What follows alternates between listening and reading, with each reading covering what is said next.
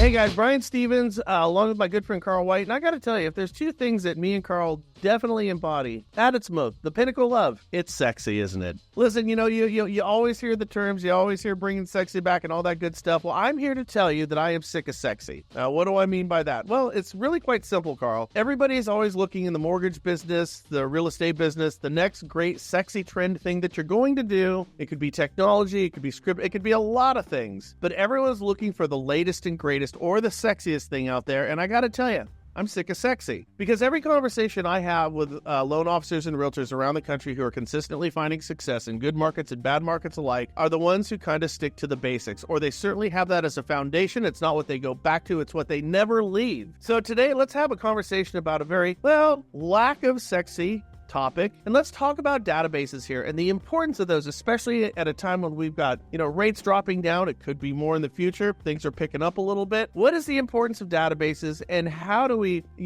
simply yet fundamentally add this to what we're doing to make ourselves better at our job? So I see three big database. So working your database right now might be the number one thing to be focusing on. So we're really starting to see in my own mortgage. I'm a branch manager in my own mortgage practice. We're seeing a definite uptick on stuff from our past database. So there's three main databases that I think we can be tackling. Number one, our own past database. Number two, what we call orphan loans.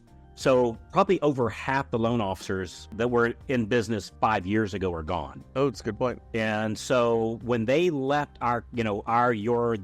anybody's company, let's just hypothetically our company, when they tapped out and went on to another career when things got a little tough, well, they left behind their database. So we call those orphans. And so we can call loan officers that's not with your company anymore, call that database. And number three, calling a real estate agent's database, which might warrant a whole separate conversation. Did you know that the average top producing agent only closes 5% of their leads? 5%. 1 out of 20. And so by helping them follow up on that database, if we just help them close another 5%, which is not much, right? That's still not good. That if we help them go from 5% to 10%, it's literally a doubling their business without getting one extra lead. That's just converting the leads that they already have. Whole different topic. So let's go back to our database. Yeah, you got my wheel spinning on that one. But that's been very interesting for us. But we'll save that for the next time. So for this one, let's primarily talk about our own database and what we call the orphans. And again, no disrespect meant by that. That's just what we call them, right? Orphans. So I think a mistake a lot of people make when mining their database is some people say, hey, well, Carl, I most of my database, I got them at 3%. I got them at 4%. It would be irresponsible for me to refinance them at this point. Number one, I think that depends.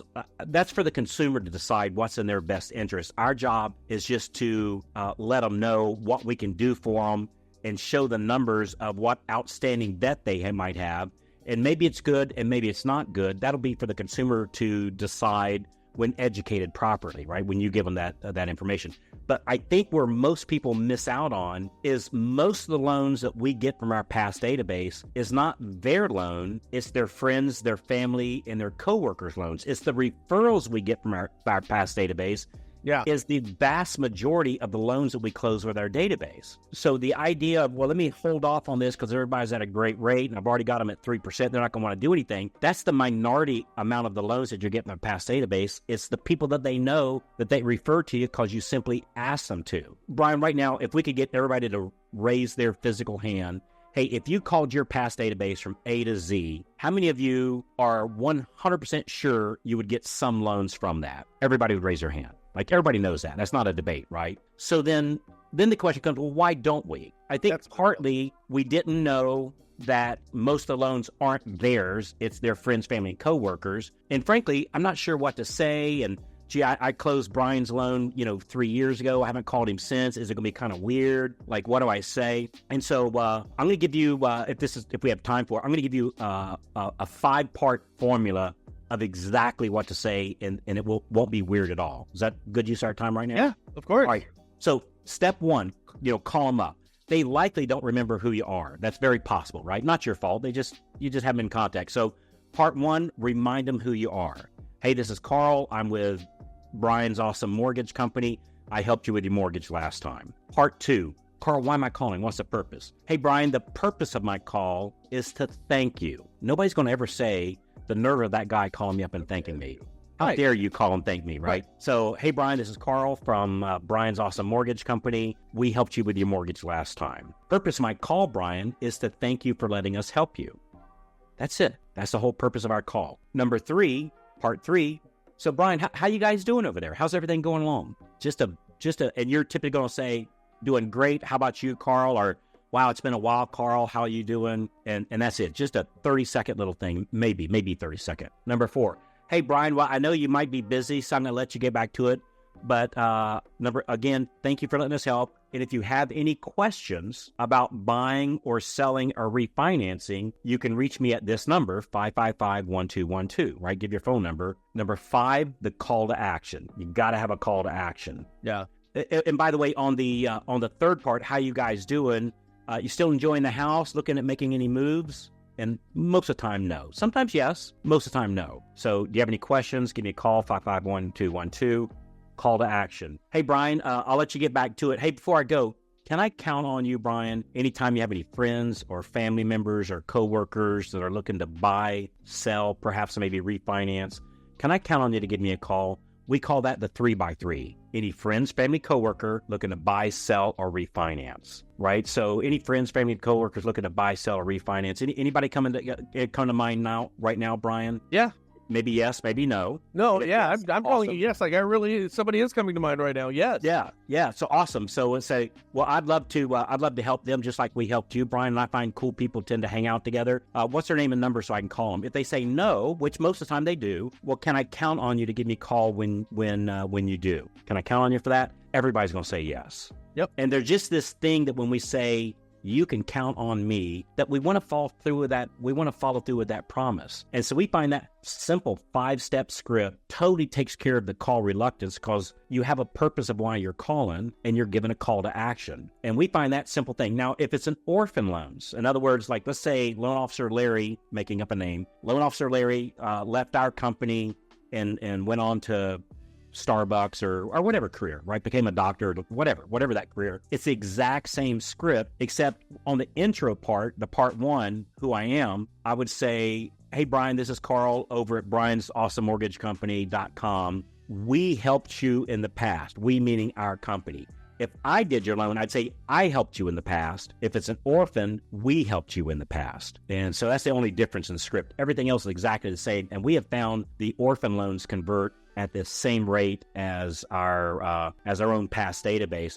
And by the way, the results that I expect, from my team when we do it is about 1 closing per month per 100 people that I'm calling. So if I have 300 people in my past database, I'm expecting 3 loans each and every month from that.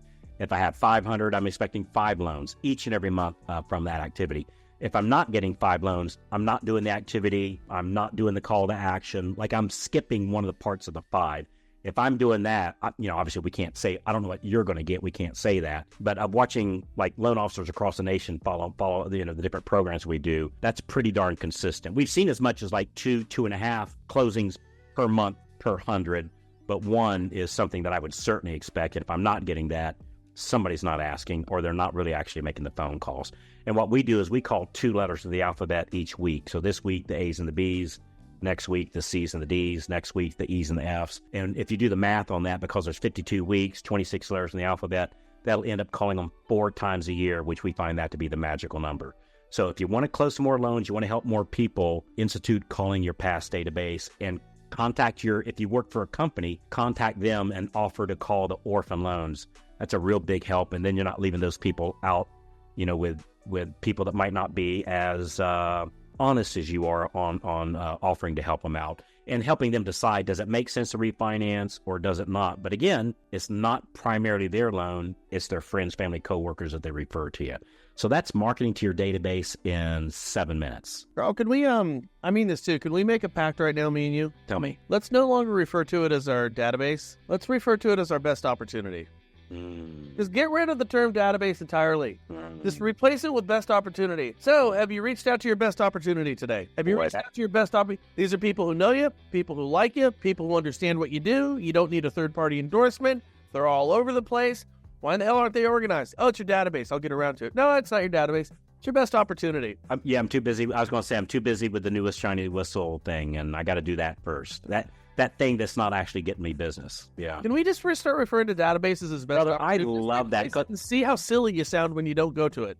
That I really like that, Brian. I've never thought of that, but that certainly clarifies it, and it makes it a whole lot easier to give that it makes it an easier yes. I like that. When you're talking, I'm like, this is your best opportunity. I'm like, oh my God, database is just your best opportunity. From here on out, when we talk about our databases, don't even tell people what you're doing. So I reached out to my best opportunity, and Carl, can you explain to me what your best opportunities? That's my database. People who know me and like me and work with me and have worked with me and refer me deals, all that. So that's my best opportunity. You reach out to your best opportunity? No, I haven't in a while. Yeah.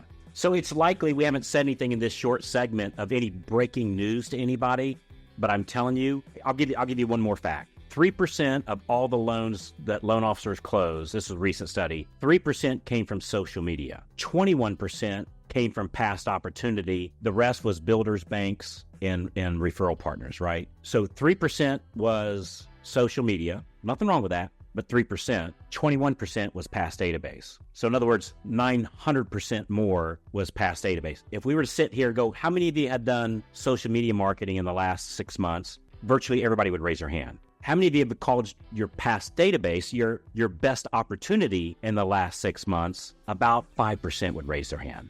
About 5%. So now that you know that 21%, so 900% better return when you're marketing to your best opportunity versus social media. And I'm not saying there's nothing wrong with social media. I do social media after working my best opportunity. Yeah. After, not before. I think working your best opportunity, Carl, sometimes is ego deflating because people go about it the wrong way. You're looking for a handout. You're not looking for a handout. You're affording an opportunity to somebody to increase or improve their situation. Ultimately, that's kind of what we're doing.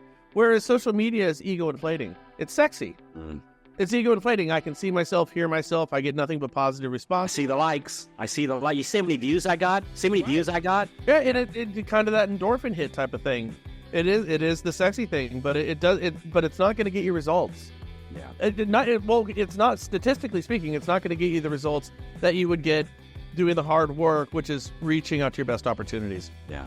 Hey, man, well, thanks for letting me come on today, Brian. It's always a pleasure. And thanks for what you do for our industry, brother. I mean that with all sincerity. Thank you. I appreciate you. Likewise, man. Back at you. Love everything you guys do over there. All right, buddy. We will talk soon. Carl White, the great Carl White. Great strategy. We'll see you soon.